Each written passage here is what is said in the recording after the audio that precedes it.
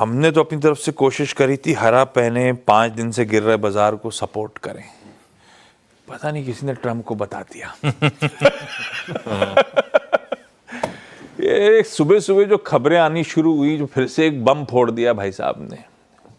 सबसे पहले तो आप समझाओ इसको, आप कैसे देखते हो, और ये लगातार गिरने का सिलसिला जो था वो क्या और तूल पकड़ जाएगा क्या? गुड मॉर्निंग आशीष, गुड मॉर्निंग। वैसे एक चीज़ मुझे अच्छी लगी, आशीष ने आईटी रेड में ले लिया, आपने ग्रीन में ले लिया। मैंने आजकल रख रखा है सिर्फ खबर अच्छी लग रही बुरी लग रही वैसा, तो स्टॉक की चाल चाल। हाँ ठीक है, तो थोड़ा सा हम, क्योंकि मार्केट ऐसा है ना, इसमें वाकई में अगर आप न्यूज़ को किस तरीके से देखना चाहें ना, उसके ऊपर डिपेंड करते हैं। जैसे आज फार्मा है ना, सच बताऊं तो इसको अभी तक काफी लोग समझ ही नहीं पाए हैं। कल भी हम डे लो पर बंद हुए थे फार्मा में, हो सकता है आज सबसे ज्यादा कुछ फार्मा स्टॉक ही चल जाए, ये भी पॉसिबिलिटी रहेगी, लेकिन वैसे फार्मा को इसको लाइटली नहीं लेना चाहिए। हालांकि मैं कुछ देर में एक्सप्लेन करूंगा। देखिए हुआ क्या, डोनाल्ड ट्रंप ने फिर कोई घुट्टी खाई और उसके बाद वो फिर लग गए, और एक के बाद एक ऐसा लग रहा है कि एकदम एक जैसे होता है ना, हम एक थ्रेड बना के रखते हैं कि वो ठाक, फिर अगला, फिर अगला, फिर अगला, कि अब किसका नंबर है, अब इसका नंबर है, अब इसका नंबर है, ऐसे करके एक के बाद एक उन्होंने कई ऑर्डर लागू कर दिए। ठीक है, हमारे लिए सबसे बड़ा है फार्मा ऑर्डर। अब देखिए एक चीज़ समझिए, दुनिया बदल चुकी है। आई थिंक ये हमने एक शो किया था अजय शर्मा जी के साथ, उन्होंने जब पहली बार जब टैरिफ वाले मामला आया तो उन्होंने कहा था कि इसको ना आप लाइटली मत लें, ये डोनाल्ड ट्रंप नहीं रुकने वाले, और वो वाकई में ये है कि डोनाल्ड ट्रंप यहाँ नहीं रुकने वाले हैं। अब बहुत लोग कह रहे हैं कि नहीं ये जेनेरिक पे नहीं है। भाई साहब इनको कौन रोक रहा है? एक महीने बाद आके बोले अब जेनेरिक पे लगा रहा हूं मैं। इशू ये है कि अब बहुत लोग ये तो कंजेक्चर है, अब है कंजेक्चर बिल्कुल है, लेकिन फैक्ट तो यही है ना कि आप उस इंसान की थॉट प्रोसेस से नहीं लड़ सकते। एक और चीज उन्होंने लिख दी, वो पाकिस्तान के प्राइम मिनिस्टर और वो उनके जो आर्मी चीफ हैं उनको ग्रेट लीडर्स बता दिया।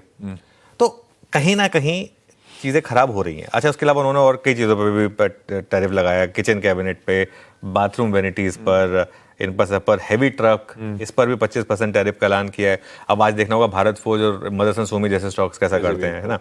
तो भारतीय बाजार में मेरा ये मानना है कि इम्पैक्ट तो होगा फार्मा कंपनियों पर, सेंटिमेंटल इम्पैक्ट ही सही, लेकिन एक इम्पैक्ट होगा। अगली लाइन पर आ जाइए प्लीज़। और इसके अलावा देखिए वैसे भी आईटी भी वीक है, और एक्सेंचर की गाइडेंस के बाद आज फिर इंडियन एडीआर नीचे आए हैं। अगर आप इन्फोसिस का एडीआर देखें, इन्फोसिस का एडीआर कल करीब 3% नीचे था। अच्छा, यहाँ ऐसा नहीं है कि स्टॉक यहाँ पर कोई बहुत ज़्यादा गिरा था, यहाँ पर स्टॉक 1% नीचे था। तो टेक्निकली नेट हमें करीब 2% का इम्पैक्ट शायद प्राइसिंग करना होगा। एक आखिरी सपोर्ट था निफ्टी का। अच्छा, जब मैं ये पॉइंटर्स बना रहा था तब गिफ्ट निफ्टी 100 पॉइंट नीचे था। शानदार रिकवरी आ चुकी है गिफ्ट निफ्टी में ऑलरेडी। 24,800 नहीं टूटना चाहिए, ये मेरा व्यू रहा है, और मैं अभी भी उस पर इंटैक्ट हूँ कि अगर वो टूट गया तो मार्केट के लिए बहुत बड़ी दिक्कत हो सकती है। उसके नीचे अगर बंद हो गए तो फिर 24,450 तक जाने का रिस्क है, क्योंकि फिबोनाची रिट्रेसमेंट के हिसाब से आप लास्ट इंपॉर्टेंट सपोर्ट तोड़ देंगे, और जहां से रैली शुरू हुई थी वहां तक जाने का रिस्क रहेगा। रिस्क ध्यान रखिएगा। 5 दिनों से लोअर हाई और लोअर लो बना है। जब तक ये ट्रेंड ना टूटे ना, पोजिशनल लॉन्ग करना थोड़ा टफ होगा।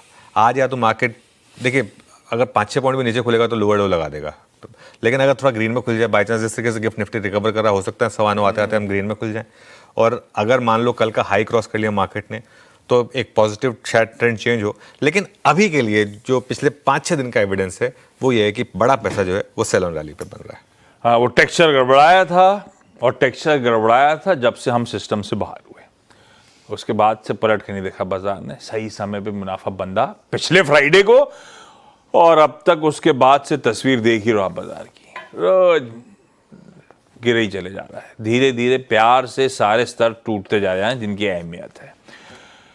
गिफ्ट निफ्टी, हाँ, एक टाइम पे मैंने जब इनिशियल पहला टिकाया था 126 पॉइंट दबाव का, सिर्फ 9 पॉइंट नीचे इस समय ट्रेड करता हुआ। एक चीज कहना भूल गया था, आज नवरात्रि का 5वां दिन है और ग्रीन कलर है, तो हमारी तरफ से पूरी कोशिश है कि जो मार्केट में रेड कलर चल रहा है इसको थोड़ा सा अगर चेंज कर सकें तो हम सब ग्रीन में हैं। होपफुली थोड़ा मार्केट भी हमें रिस्पेक्ट करे इस चीज़। और अभी तो आई एम वेटिंग, पैनल भी जब जुड़ेगा तब मजा आएगा देख के। खैर, आप सबको फेस्टिव ग्रीटिंग्स, सारी चर्चा होगी डिटेल में आगे, लेकिन पहले ओवरनाइट सारे इंटरेस्टिंग और इंपॉर्टेंट डेवलपमेंट्स हेडलाइन के थ्रू आपको समझाते हैं।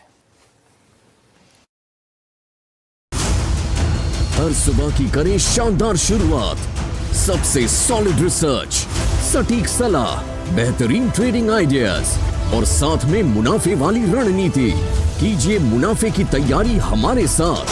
देखिए CNBC आवाज मोतीलाल ओसवाल स्टूडियो से लाइव।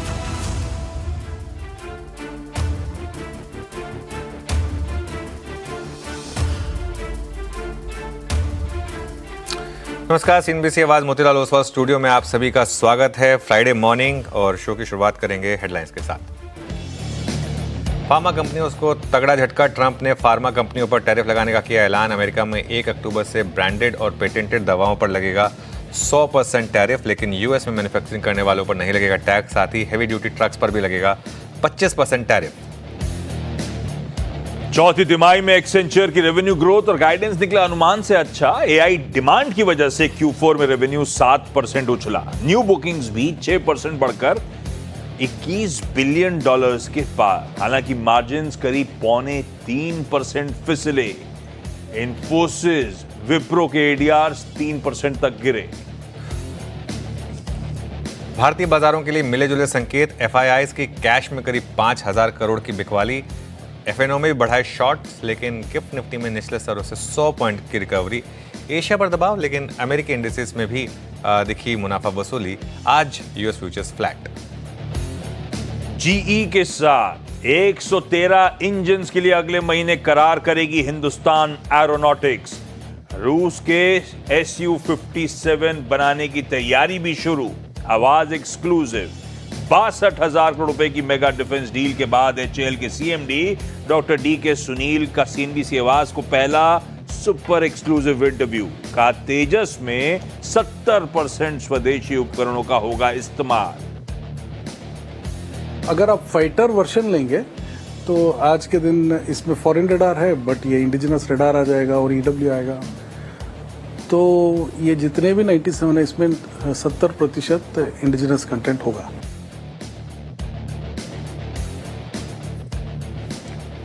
वोडाफोन आइडिया की AGR रीकैलकुलेशन याचिका पर आज सुप्रीम कोर्ट में होगी सुनवाई। साथ ही भूषण पावर एंड स्टील को लेकर JSW स्टील के रेजोल्यूशन प्लान को चुनौती देने वाली याचिका पर भी सुप्रीम कोर्ट का आज फैसला संभव।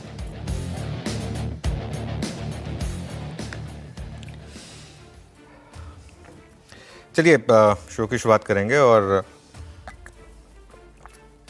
तो आज क्या हुआ पहले तो उस पर आते हैं। जब हम सो रहे थे ऑब्वियसली, सुबह सुबह उठे तो उसके बाद देखा, उनके लिए तो खैर दिन था, हमारे लिए रात थी, लेकिन एक के बाद एक उन्होंने टैरिफ का ऐलान किया डोनाल्ड ट्रंप ने। सबसे पहले उनका जो ऐलान है वो है फार्मा कंपनियों पर। 1 अक्टूबर से फार्मा कंपनियों पर 100% टैरिफ। उनका साथ में ट्रुथ दिखा दीजिएगा जो वो कह रहे हैं। Starting October 1st will be imposing 100% tariff on any branded और patented pharmaceutical product unless a company is building their pharmaceutical manufacturing plant in America।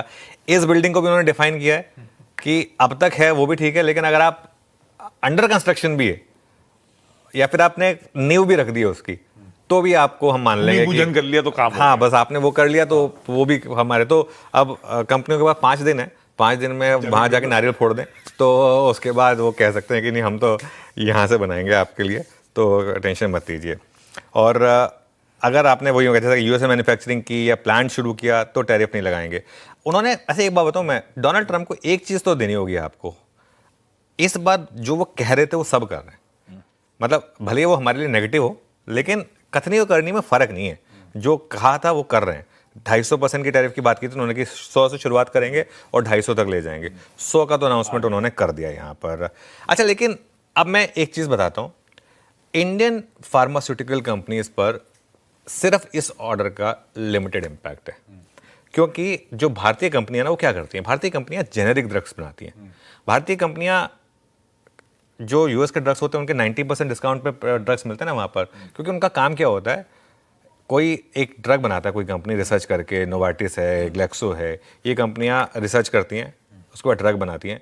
और सपोज करिए जैसे ये पैरासीटामोल है फॉर एग्जांपल, जिसने सबसे पहले बार रिसर्च की होगी और उसके बाद उसका पेटेंट लिया होगा क्रोसिन का या इसका, ये सब, उसमें फिर आपको वो एक गोली जैसे मान लीजिए $100 की मिलती होगी वहाँ पर। उसके बाद उनको एक रन दिया जाता है कि 5 साल तक कोई और नहीं बनाएगा उस ड्रग को, सिर्फ आप बेचेंगे। 5 साल में आपने पूरा पैसा बना लिया जितना बनाना था आपको, उसके बाद बाकी कंपनियां, क्योंकि हमको दवाइयों की ज़रूरत है, उसकी नकल बना सकती है, क्योंकि आप उनके पास वो होगा, वो उसमें क्या उसमें नमक डालना है, वो उसके बाद उसको बना देंगे, वो बना देंगे। उसके लिए वही गोली जो क्रोसिन की, फिर वो 2 रुपये की हो जाती है।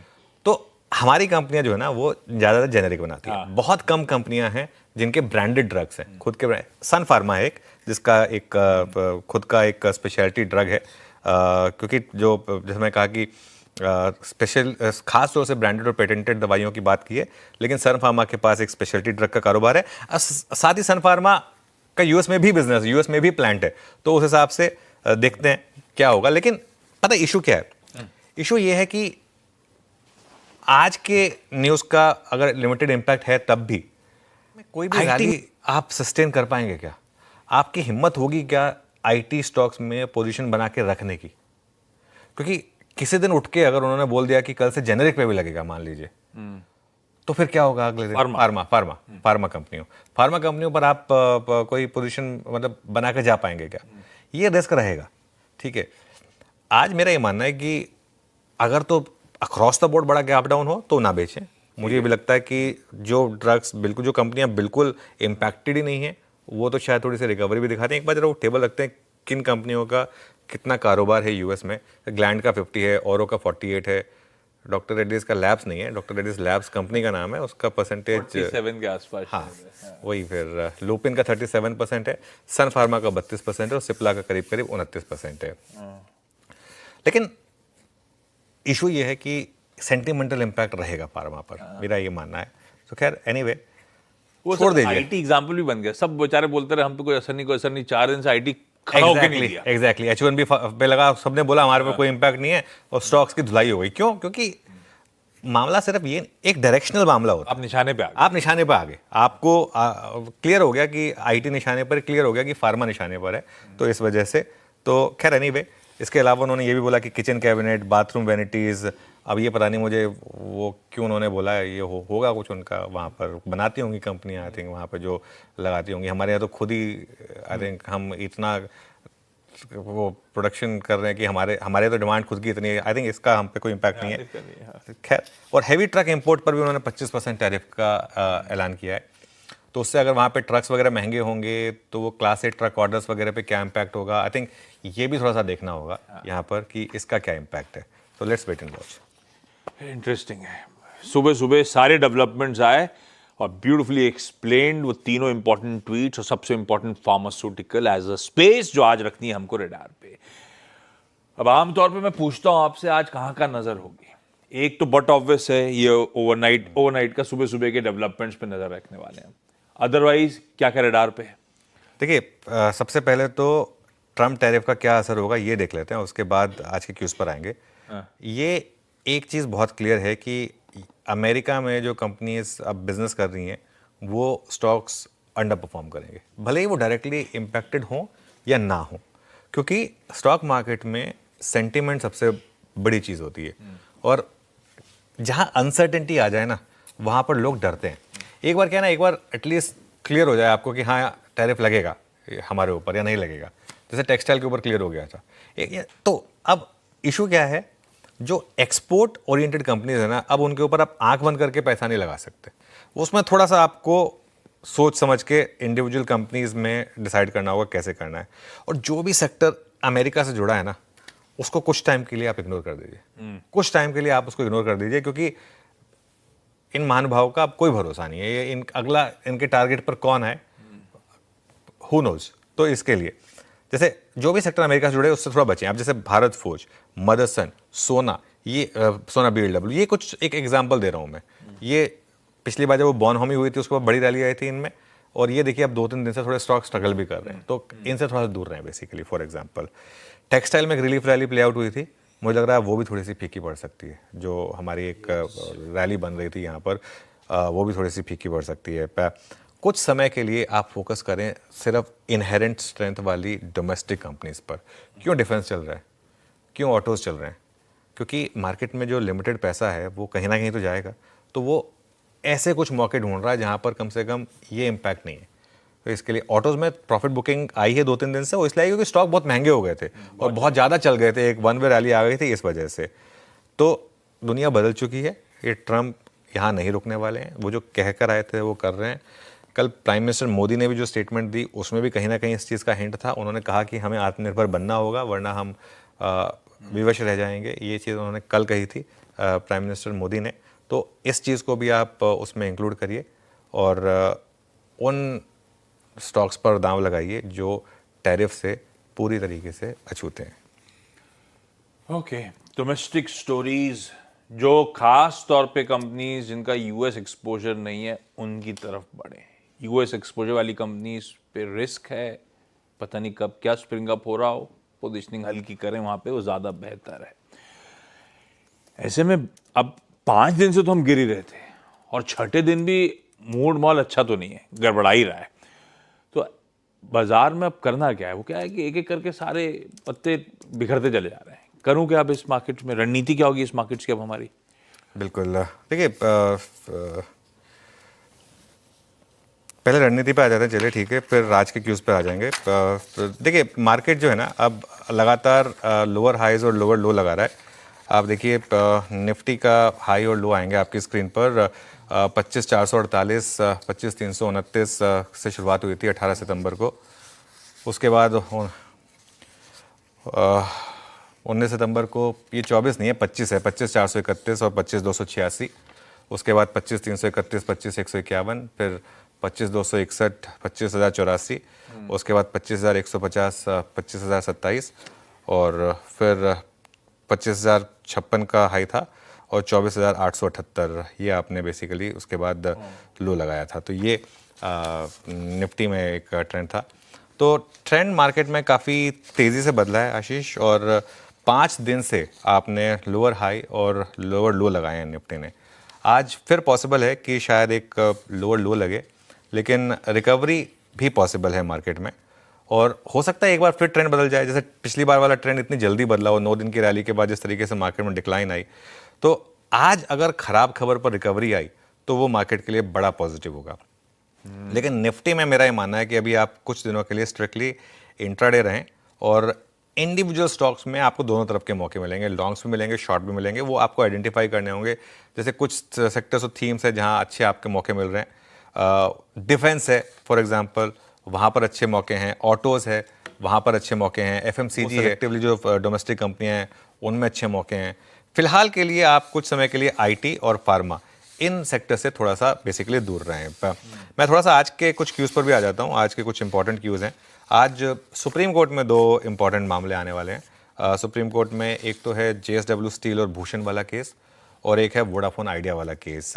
ये दोनों के दोनों केसेस जो हैं ये बिजनेस सेंटिमेंट के हिसाब से बहुत इंपॉर्टेंट है, खासतौर से वो भूषण वाला केस। वोडाफोन आइडिया वाला केस तो फिर भी चलिए ठीक है, एक सेक्टर के लिए, एक स्टॉक के लिए इंपॉर्टेंट है। वो भूषण वाला केस जो है ना, वो फॉरेन इन्वेस्टमेंट सेंटिमेंट के लिए बहुत बड़ा केस है। तो इसके लिए उस पर आज मेरी खासतौर से नजर रहने वाली है। एफआईआईएस की फिर कैश में बड़ी बिकवाली हुई है आशीष, करीब करीब 5,000 करोड़ की बिकवाली है। 29 अगस्त के बाद सबसे बड़ा नंबर है ये। लेकिन क्यों मैं कह रहा हूँ कि आज थोड़ी सी रिकवरी पॉसिबल है, पुट कॉल रेशियो जो है ना वो आ गया 0.68 पर। नॉर्मली जब भी पुट कॉल रेशियो 0.7 के नीचे आता है, अगले दिन मार्केट में बड़ी गिरावट नहीं आती है, इनफैक्ट थोड़ी सी रिकवरी आती है, क्योंकि मार्केट एक्सट्रीमली ओवरसोल्ड हो सकता है। और अगर वो गिफ्ट निफ्टी सही होता उस समय जो 100 पॉइंट नीचे था, तो और ये 0.68 वाला 0.6 से करीब आता, वो तो और भी आपको फिर एकदम एक्सट्रीमली ओवरसोल्ड जोन में ले जाता। तो आज पॉसिबल है कि शायद लोअर लेवल से थोड़ी सी रिकवरी आ जाए। चलिए जाते जाते हरा रंग कमाल कर सकता है, पॉसिबिलिटी है ऐसे दिक्कत वाले दिन में भी। तो ऐसे में नजर रखेंगे निफ्टी की चाल पे। आता हूं उसके अप्रोच पे।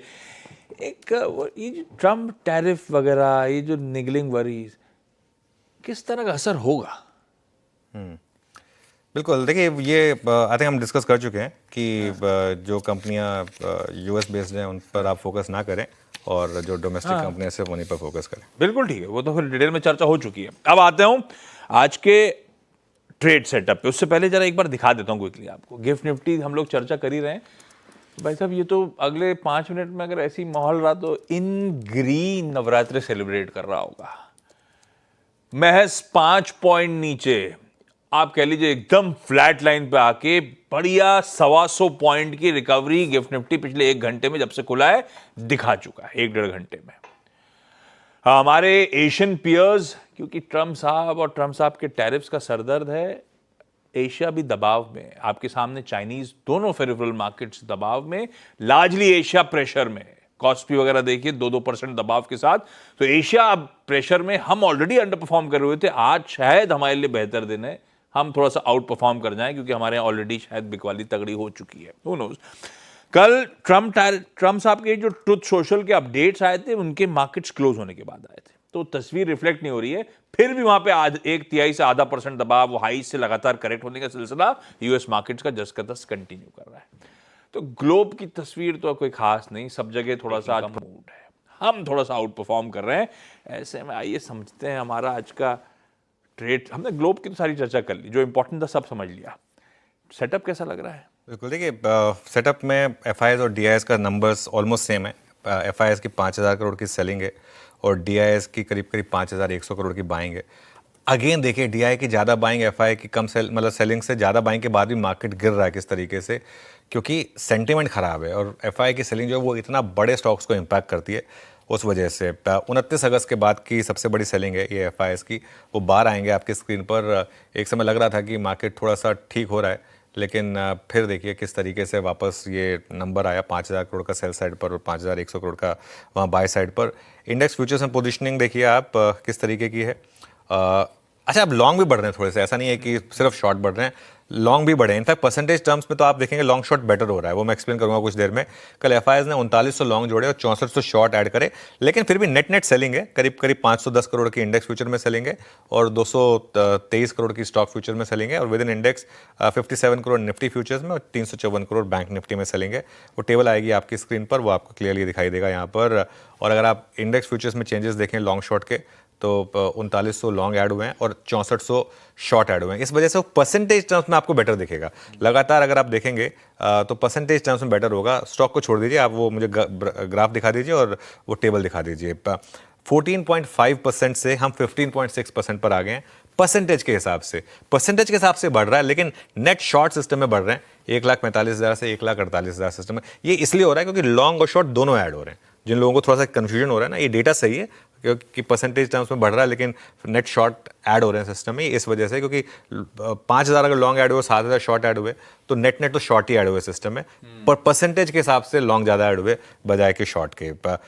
इंडिया वेक्स 10.78 पर था कल, पुट कॉल रेशियो 0.68 पर आया वर्सेस 0.87। एक स्टॉक बैन से बाहर आ गया, वो है HFCL। ये इंपॉर्टेंट स्टॉक रहेगा आज ट्रैक करने के लिए। HFCL बैन से बाहर आया। RBL बैंक और समान कैपिटल, अब 2 ही स्टॉक्स बेसिकली बैन में रह गए हैं।